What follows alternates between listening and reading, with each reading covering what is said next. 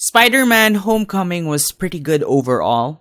But upon my commenters reacting, I do think there are some things that could be improved upon. I still think it's a good movie. Despite this, you should watch it if you can. Check out my review. And spoilers ahead, obviously.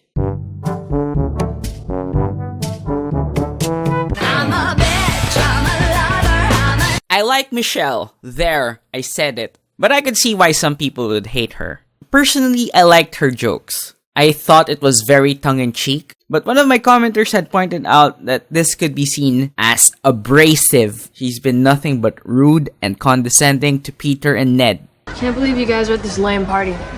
But you're here too. Am I?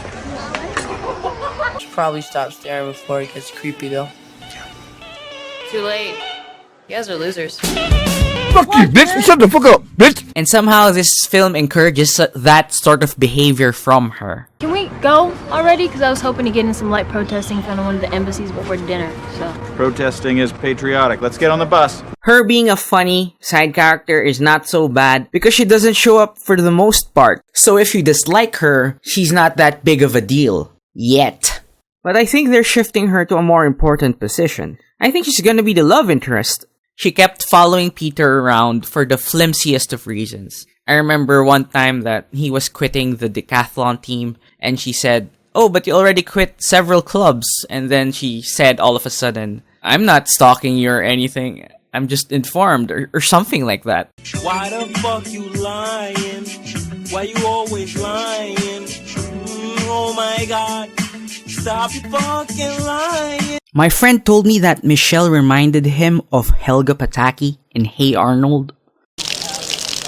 Here you go, football head. Thanks.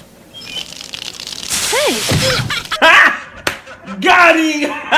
Like Helga's always picking on you in particular, Arnold. What a nerd. What a goof. What a tiny-hatted little creep. How I hate him. And yet...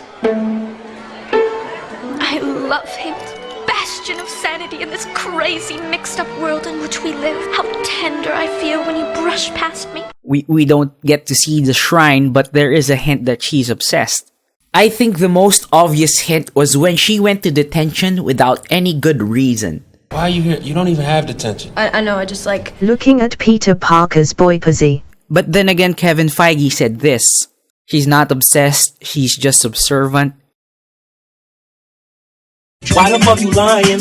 Why you always lying? I think they were trying to show that she wants to pee the Peter Parker and his dick. I think they're trying to set up that she could be a love interest. Reality helps us here. Tobey Maguire dated Kristen Dunst, okay. Andrew Garfield dated what's-her-face. And now Tom Holland and Zendaya are dating. The pattern has been established, motherfucker. I remember Mary Jane being a godsend to Mr. Parker. In the Marvel-verse, in the Raimi-verse, even in Spectacular. Do you mean you're Mary Jane Watson? Face it, Tiger. You just hit the jackpot. Let's get some pussy tonight. This MJ, this Michelle Jones, is not nice. If they were really going for her being MJ, or at least this universe's equivalent of her, I think it would have gone a long way for the audience to like her if they actually show some layers. I'm gonna show another movie as an example. Train to Busan. Spoilers for Train to Busan, okay? It's a great zombie film from Korea. The gist is, zombies in the mainland. South Korea is fucked. You gotta get out of the city, guys. Go to Busan. The main bad guy, the most antagonistic person there, isn't a zombie, but he's some big shot corporate executive. He wants to get to Busan at the expense of everyone else, and his actions have caused the deaths of many people.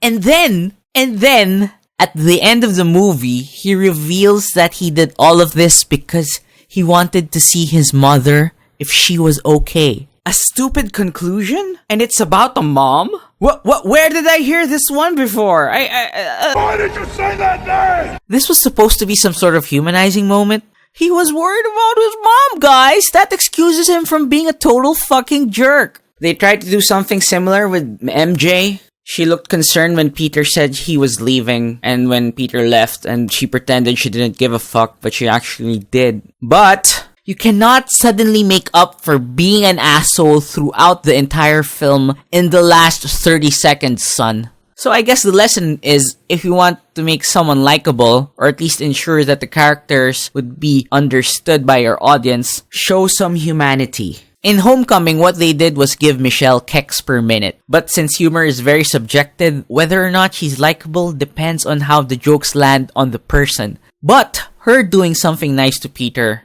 or to anyone really, would have been a definite step in the right direction. Daddy, why'd you leave me? Daddy!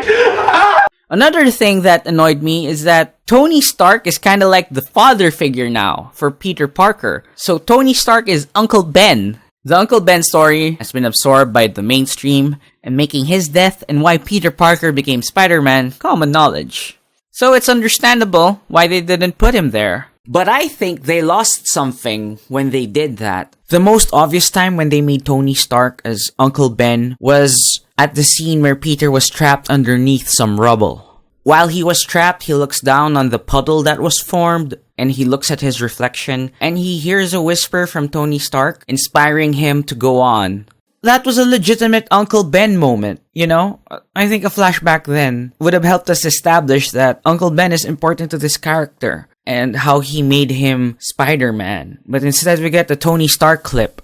I don't think the Tony Stark clip would have been necessary also. I think him looking at himself and then saying, "Go, Spider-Man, go!" was enough, you know? That's all, really. Thanks for watching. I'm working on it. I promise I'm working on it. Tell me what you think in the comments below. If you're new and you like this shit, please subscribe. Also hit the alarm button for notifications, because YouTube is stupid. Thanks for watching. I'll see you on the next one.